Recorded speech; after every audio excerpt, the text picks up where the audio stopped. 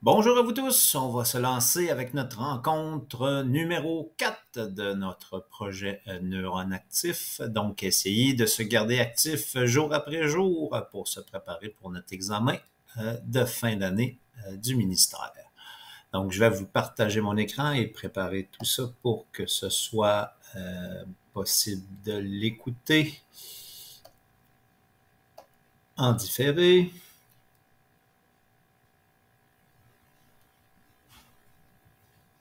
Ça ici, et puis comme ça, parfait, on est prêt.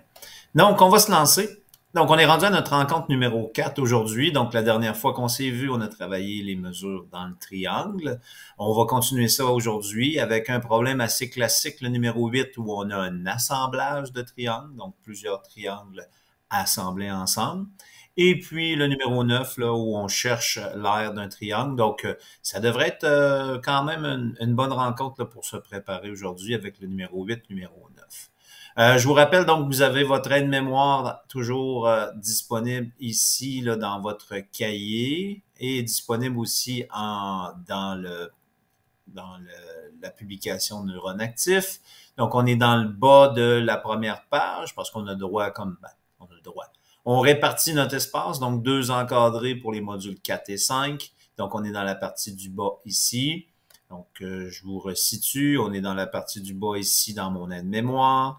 Et on a vraiment toujours la question de base lorsque je travaille avec les triangles. Est-ce que le triangle est rectangle ou pas? C'est toujours notre première question qu'on va se poser lorsqu'on attaque ce genre de problème-là.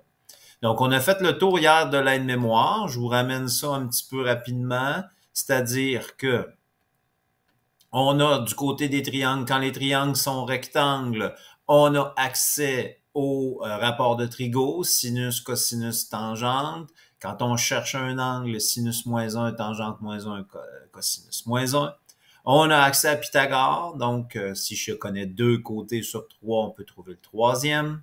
Toujours savoir comment identifier les côtés dans notre triangle rectangle. En face de l'angle droit, c'est mon hypoténuse. En face de mon angle, mon côté opposé. Et le dernier côté qui nous reste, toujours le côté adjacent. J'ai mon angle d'élévation, dépression, toujours tracer l'horizon hein, qui sort des yeux de la personne pour pouvoir le faire. Les relations métriques, on se rappelle que c'est pas dans l'évaluation de cette année. Donc, quand on a un triangle rectangle, on a notre relation de Pythagore qui permet de trouver des mesures de côté et on a nos rapports de Trigo qui permettent de trouver des mesures d'un côté ou des mesures d'angle selon la situation. Dans le module 5, on avait donc pour tous les types de triangles. C'est sûr qu'on peut utiliser la loi des sines dans un triangle rectangle, ça peut fonctionner, il n'y a pas de problème avec ça. La loi des sines travaille par contre dans tout type de triangle. Donc, on associe les angles avec leurs côtés opposés pour former la loi des sines qui est ici.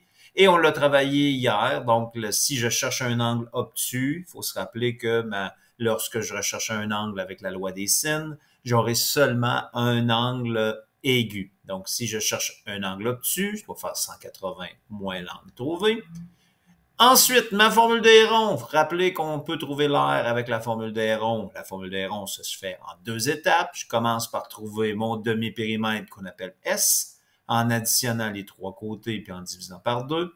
Et on fait notre calcul ici, la deuxième étape. Donc, ça, c'est ce qui est accessible lorsque notre triangle n'est pas rectangle. Donc, la loi des sinus, la formule d'Héron. Et si rien vraiment ne marche, on peut abaisser une hauteur dans le triangle pour essayer de se dépanner. Quand on abaisse une hauteur, ça forme des triangles rectangles. Donc, on a accès au module 4, SOHCAHTOA, la trigonométrie. Et parfois, vraiment extrême limite, je peux calculer l'air en abaissant la hauteur, puis en utilisant la formule R est égal à base hauteur divisé par 2. À partir de la base, on peut déterminer la hauteur avec l'air. Donc, ça peut être une possibilité. Donc là, on est vraiment dans l'extrême limite. Là, c'est rare qu'on se rende jusque-là, mais sachez que si vous êtes bloqué dans un triangle, on peut aller là. Fait que c'est grosso modo, donc un tour d'horizon un peu plus rapide. On a ça en tête lorsqu'on attaque nos différents problèmes. Donc, je reviens à nos numéros d'aujourd'hui. Je vais me rendre peut-être un petit peu plus rapidement par ici. On va se rendre à notre numéro. Donc, Hier, on a fait les problèmes que je dirais de base. Donc, on a fait les problèmes numéro 4. Donc, une loi des sines pour trouver un côté, une loi des sines pour trouver un angle et par surcroît, il était obtus. On a fait de la trigo pour trouver la mesure d'un côté et on a fait de la trigo pour trouver la mesure, la mesure d'un angle, puis ensuite pour trouver la mesure d'un côté. Donc là, on a fait comme ça, tout ça séparé. Mais le classique des classiques en évaluation du ministère, c'est de ramener tout ça dans un assemblage de triangles comme ceci. Donc, on dit, considérons les triangles ABC, BCD, DCE et DEF illustrés ci-dessus. Donc, on a un triangle, un autre et un autre. Et là, on a nous donné des dimensions à l'intérieur de chacun et nous demande quel est l'angle justement ici. On cherche à savoir l'angle dans ce triangle. Bon, donc si on veut trouver l'angle ici, rarement, là, ça va être directement qu'on va pouvoir l'avoir. Généralement, c'est qu'on va attaquer le problème que j'appelle par le haut et attaquer par le bas, ou par la gauche et par la droite. C'est-à-dire que mes triangles qui sont situés ici vont me permettre de déterminer des dimensions et aboutir peut-être à avoir la mesure de CD. Et les triangles ou le triangle qui se retrouve de l'autre côté ici, en avançant dans ce triangle-là, on pourrait trouver la mesure de DE. Et si j'ai deux mesures dans un triangle, ben j'ai tout ce qu'il faut pour, puis rectangle par sur quoi, j'ai tout ce qu'il faut pour pouvoir trouver la mesure d'un angle. Donc c'est souvent, on attaque d'un bord, on attaque de l'autre, et on se retrouve dans le triangle en question pour pouvoir fonctionner. Toujours, la première question qu'on se pose, ben, est-ce que mon triangle est rectangle à chaque fois? Et souvent, ben, c'est ça qui va nous dire si on utilise de la trigo, de la loi des sines là-dedans. Donc, je vais commencer par mon triangle ici, ABC. Je remarque que mon triangle est rectangle. Ben, probablement que dans ce triangle-là, je vais utiliser de la trigo.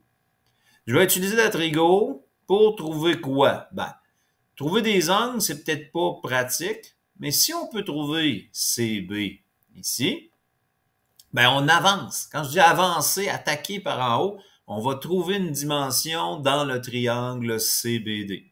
Donc, en avançant, en trouvant des dimensions comme ça, on va pouvoir cheminer jusqu'à un de nos objectifs, trouver CD ici. Fait que, on va se lancer dans la première. On va essayer de trouver la mesure de CB. Moi, je vais venir le faire ici, là, peut-être pour avoir un peu d'espace, puis pouvoir illustrer, puis l'avoir à côté. Vous pouvez le faire dans le bas, ou vous avez, vous autres, un cahier qui s'ouvre en deux. Là, donc, on veut trouver la mesure de CB. Quand je cherche un titre, on ne se complique pas la vie. M, CB, comme ça, on a ce qu'il faut. Fait que je vous laisse quelques instants pour partir le problème, pour essayer de trouver CB, puis je vous rejoins dans une minute environ.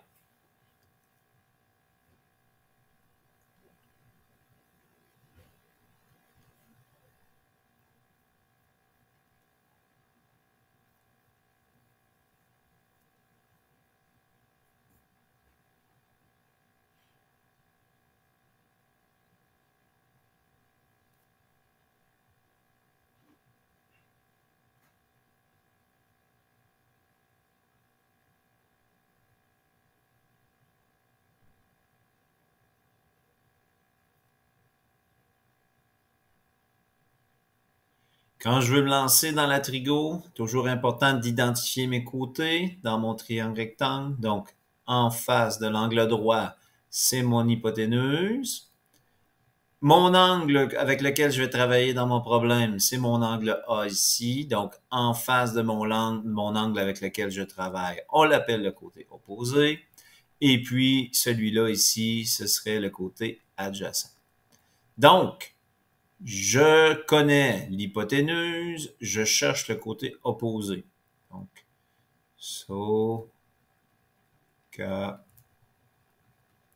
A. Donc, hypoténuse, j'ai ça ici. Je cherche opposé, donc opposé. Ah, ici, on a un match parfait. Donc, je vais utiliser mon sinus. Donc, sinus de mon angle de A est égal à opposé sur hypoténuse. Donc, sinus de 72 égale opposé que je ne connais pas sur l'hypoténuse qui est 94. On place ça sur 1, on fait notre produit croisé. Donc, une fois opposé, donc opposé est égal à 94 fois le sinus de 72. Je vais aller chercher ma calculatrice.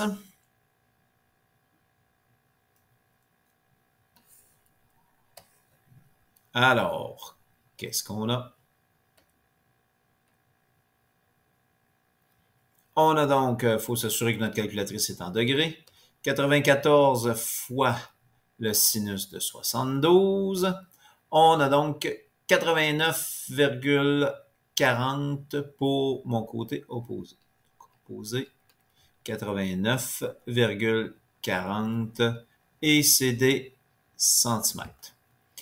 Bon, je peux venir l'écrire sur le dessin. Ça peut nous aider des fois à 89,40 pour savoir la mesure de notre côté. Bon, fait qu'on a réglé, on a avancé dans le premier triangle. Maintenant, on peut sauter peut-être dans le deuxième triangle ici. On garde comme objectif être capable de trouver CD ici. Donc, encore une fois, je me pose la question, est-ce qu'il s'agit d'un triangle rectangle ou pas? Oui, il est un triangle rectangle, donc j'ai encore une fois accès à ma trigo pour ça. Ma trigo. Donc, encore une fois, j'identifie mes côtés dans mon triangle. Donc, j'ai mon angle de 90 degrés ici. Donc, en face de l'angle de 90 degrés, c'est l'hypoténuse. En face de l'angle que je recherché ou l'angle avec lequel je travaille, on l'appelle le côté opposé. Et l'autre devient ici le côté adjacent. Donc, c'est pas parce qu'il s'appelait opposé dans mon premier triangle qu'il va garder le nom opposé. Donc, c'est vraiment, on travaille avec chacun des triangles un à la fois. Et un côté qui est opposé peut devenir adjacent dans un autre triangle. Donc, c'est important de renommer bien nos côtés. Et on va aller ici, je vais le faire ici, donc trouver la mesure de CD. Donc, je vous laisse quelques instants pour partir le deuxième problème, puis on se rejoint dans quelques minutes. Pas quelques minutes, une petite minute. Donc, tentez de placer, utilisez le bon rapport, placez votre rapport, puis vous lancez.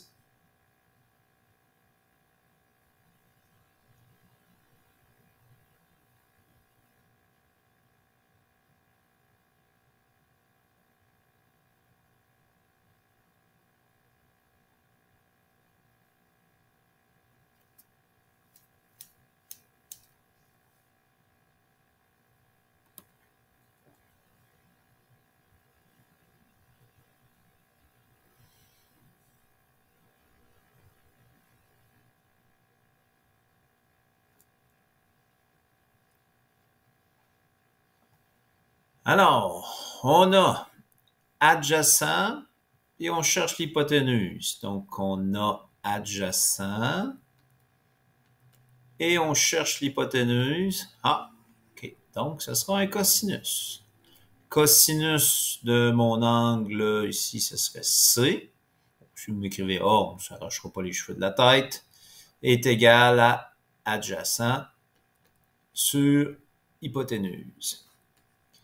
Donc, généralement, on va mettre la lettre là, de l'angle en question. Donc, ça nous fait cosinus de 19 est égal à adjacent qui mesure 89,40 divisé par mon hypoténuse que je ne connais pas. On va mettre ça sur 1 ici pour faire notre produit croisé. Donc, ça nous fait hypoténuse fois le cos de 19 est égal à 1 fois 89,40. Je vais diviser par le cos. Par le cos de 19. Je divise par le cos de 19.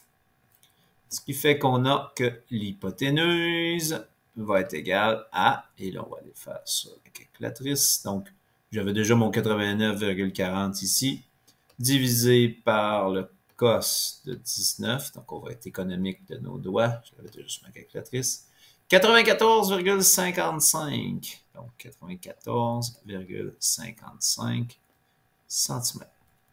Fait que là, on a notre hypoténuse ici qui mesure 94,55.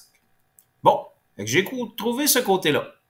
Maintenant, on ne peut pas aller bien plus loin dans attaquer le problème par en haut. On n'aura pas le choix de l'attaquer par en bas pour essayer de trouver au moins deux côtés dans ce triangle-là. Fait qu'on va aller voir ici, troisième triangle, le triangle DEF. Première question que je me pose toujours, s'agit-il d'un triangle rectangle? Ici, la réponse c'est non. Donc, s'il n'est pas rectangle, premier réflexe, loi des sines.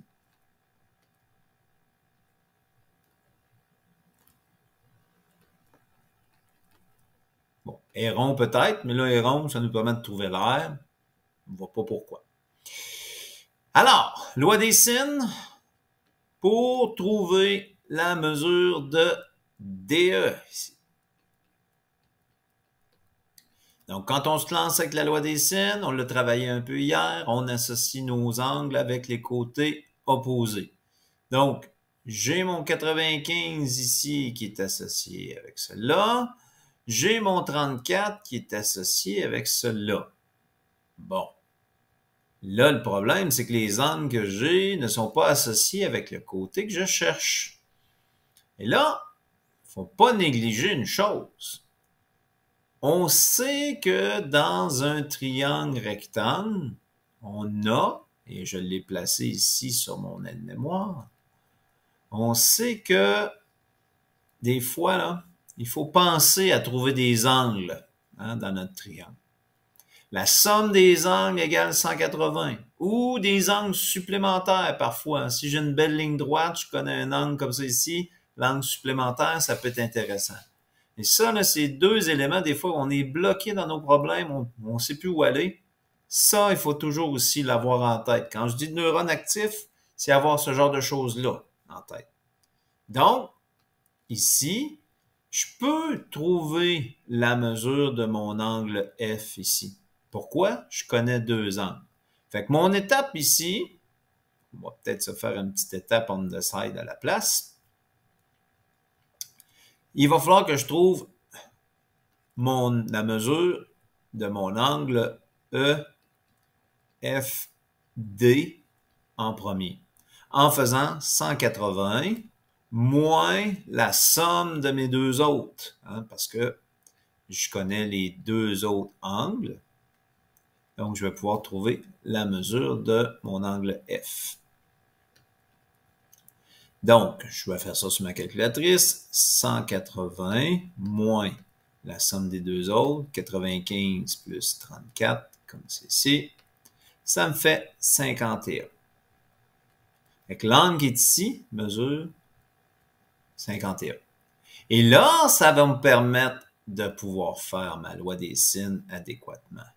Donc, on a que sinus de f sur petit f est égal à sinus de 34.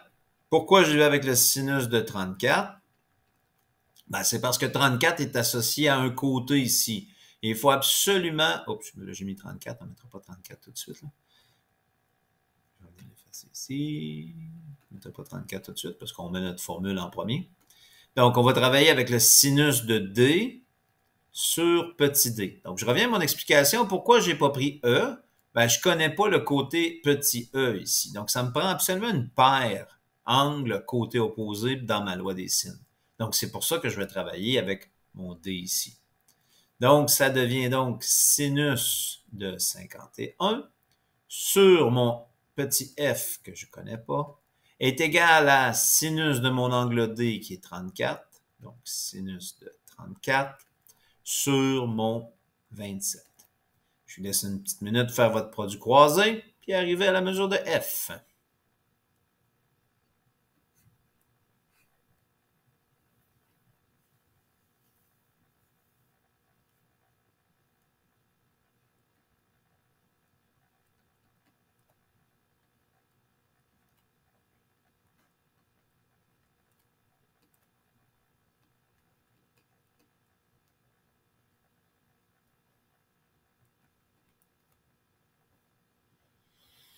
Donc, j'ai fait mon produit croisé.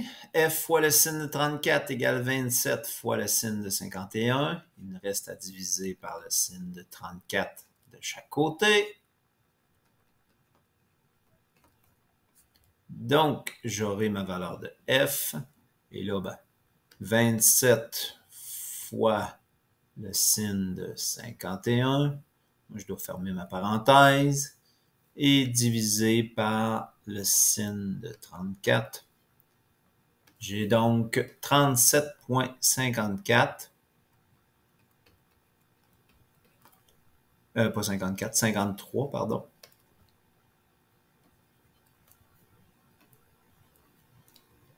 « 53 centimètres.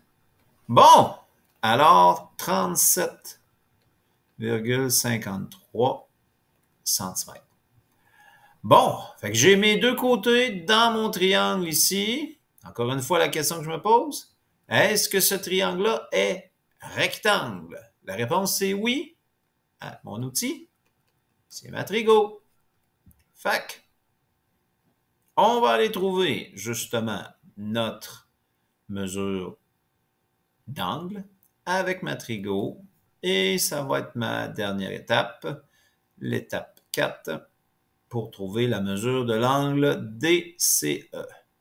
Donc, 4, mesure de l'angle DCE. Encore une fois, quand j'utilise Matrigo, on va identifier nos côtés, parce que là, même si on avait marqué hypoténuse ici, on est rendu dans une autre étape. Mon angle est ici, donc en face de mon angle ici recherché, c'est mon côté opposé. En face de mon angle droit, c'est mon hypoténuse, donc on place l'opposé de l'hypoténuse. Et finalement, le dernier côté qui nous reste, c'est le côté adjacent. Donc, ici, adjacent, opposé. Adjacent, on a ça ici, on a ça ici. Opposé, on a ça ici, ça va pas bien. Ah, on a ça ici, tangente. Yeah! On va pouvoir utiliser tangente. Donc, tangente de l'angle C est égale à opposé sur adjacent. Donc, opposé, 37,53, et adjacent, 37,53. Le côté adjacent, c'est 94,55.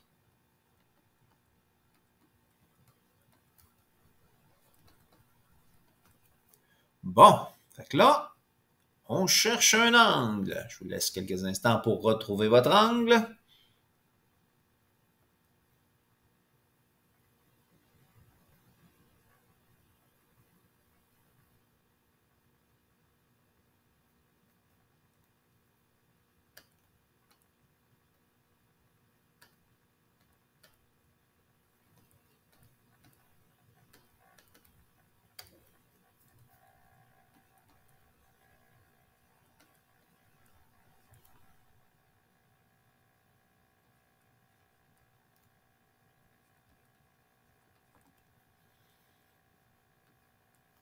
Bon, là, j'ai fait ma division ici. J'ai pas retrouvé mon angle encore. Hein?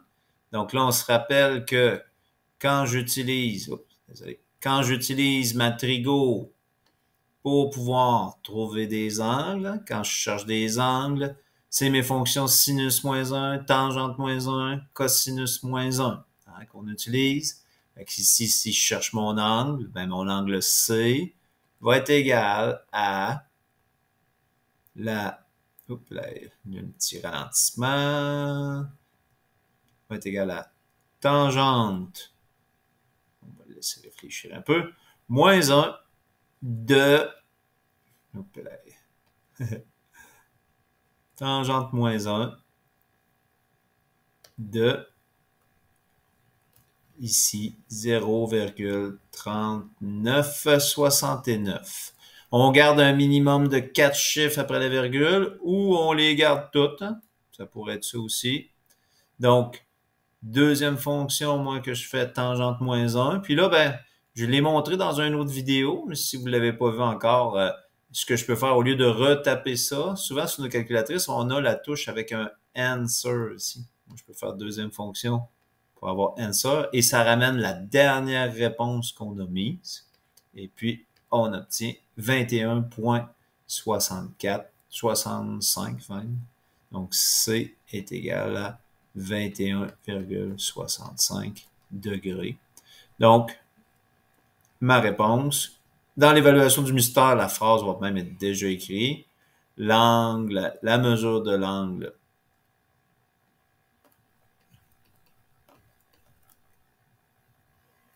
DCE est de 21,65 degrés. Alors, c'est un problème assez classique, celui-là. Donc, un assemblage d'un triangle. On repère ce qu'on cherche. On attaque par un côté, on attaque par l'autre pour essayer de trouver des dimensions sur notre triangle. Et ensuite, à chaque fois, on se pose la question, est-ce que le triangle est rectangle ou pas? S'il est rectangle, trigo. S'il n'est pas rectangle, loi des sines. Donc, c'est vraiment la façon classique d'attaquer ce problème. Il nous reste un dernier petit problème pour ce vendredi après-midi. Donc, vraiment, le dernier problème pour aujourd'hui, le numéro 9. Considérons le triangle ABC représenté ci-dessous. Donc, on a un triangle, on connaît les trois côtés, et on va avoir l'aire du triangle. Bon, quand je cherche l'aire d'un triangle, il faut se rappeler qu'on a deux stratégies pour trouver l'aire d'un triangle, soit base fois hauteur divisé par 2 si je connais la hauteur, ou ma formule des ronds si je connais les trois côtés de mon triangle. Donc, ici, je connais les trois côtés de mon triangle. À ce moment-là, le réflexe, il faut avoir à penser à utiliser rond. Rond, si on se rappelle, comme je vous l'ai dit tout à l'heure, se déroule en deux étapes. Trouver S avec A plus B plus C divisé en 2, ce qu'on appelle le demi-périmètre. Et en deuxième étape, trouver notre R en faisant la racine carrée de S fois S moins A fois S moins B fois S moins C. Donc ça, c'est une question à pas rater si elle arrive dans l'examen du ministère de fin d'année. Ce genre de question. C'est classique aussi. Belle question à 4 points qu'il ne faut pas passer à côté. On va calculer notre demi-périmètre. 38 plus 25 plus 51. Tout ça divisé par 2. Donc là, ici, des fois, c'est la manipulation de notre calculatrice qui peut nous amener à faire défaut. Là.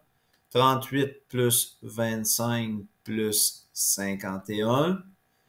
Moi, soit on fait ça, puis on fait notre égal pour avoir notre total. Puis ensuite, je divise par 2, ce qui fait 57. Ce qu'on voit souvent comme erreur, ce que je vois souvent avec les élèves qui se trompent, ils vont faire 38 plus 25 plus 51. Puis là, ils vont faire diviser par 2 tout de suite. Là, la calculatrice, elle comprend seulement des fois le dernier terme ici divisé par 2. Si on veut faire ça en une étape, il faut absolument mettre nos parenthèses. 38 plus 25 plus 51. Fermer notre parenthèse et ensuite le diviser par 2. Fait que, tester, là, pour pas que ça arrive à l'évaluation du ministère, juste de pas savoir pitonner puis causer l'erreur. Fait qu'on a 57 fois 57 moins A. Là, on peut prendre n'importe quel. Hein. Je peux mettre A ici, je peux mettre B ici, puis je peux mettre C. Là, ça n'a pas trop d'importance. Là, je les ai même pas... ici, l'ordre n'a pas d'importance. Ici, pourvu qu'on passe les trois côtés, ensuite de l'autre. Je vais le mettre comme ça. Là. Donc, moins 25, parenthèse 57 moins 51. Et le dernier, 57 moins 38. Bon, ici, je sais qu'il y en a que c'est des spécialistes de tout pitonner en une étape sur la calculatrice. Si vous y arrivez, tant mieux. Moi, je suis un peu branleux de ce côté-là. J'aime mieux faire mes différentes étapes. Donc, 57 moins 25. Ici, ça me donne 32. Fois 57 moins 51. Ça me donne 6. Ensuite, 57 moins 38. Ça me donne 19. Et là, ben, moi, je fais mes multiplications. 57 fois 32 fois 6 fois 19. Ça me donne ce qui va être en dessous de ma racine. Comme ça ici. De 20, 79, 36. Et là, ben, je fais ma racine carrée de ma réponse. Donc, je vais chercher ma dernière réponse ici. Et ça me donne 456. Et ce sont des centimètres carrés. Donc, formule de Héron, ça aussi c'est un classique. Être capable de faire notre formule de Héron pour trouver l'aire d'un triangle connaissant trois côtés. Ici, c'est vraiment discipline là, au niveau des côtés. Fait que sur ce, ça termine notre rencontre pour aujourd'hui. On a fait deux problèmes. Un problème assez classique d'un assemblage de solides et un dernier problème avec Héron. Et ça fait le tour pour aujourd'hui. Alors, notre prochaine rencontre va avoir lieu cette fin de semaine. Donc oui, j'écourte un peu ma fin de semaine pour vous aider. Donc, et on va attaquer la géométrie analytique. Donc, on va faire en deux parties. Notez l'heure, 10h30 cette fois-ci, que vous pouvez regarder en direct, sinon en rediffusion sur la chaîne YouTube. Fait que sur ce, je vous souhaite une bonne fin d'après-midi et soyez les neurones actifs, gardez-vous actifs, allez étudier aussi votre histoire, l'examen s'en vient. Salut tout le monde!